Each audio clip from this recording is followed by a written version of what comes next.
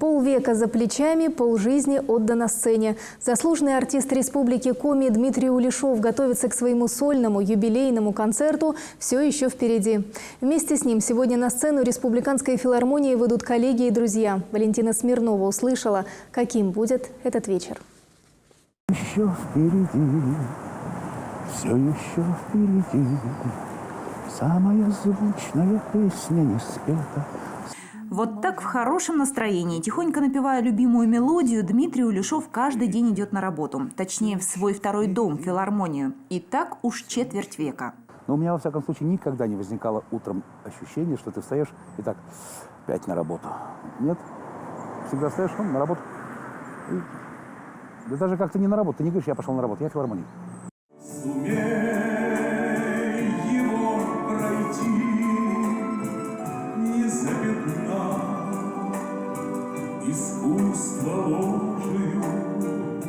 Дмитрий Улешов, уроженец Карткероса, окончил отделение духовых инструментов, преподавал в музыкальной школе, а в конце 90-х был принят в хоровую группу государственного ансамбля «Асьякэ». Творческая карьера пошла по нарастающей.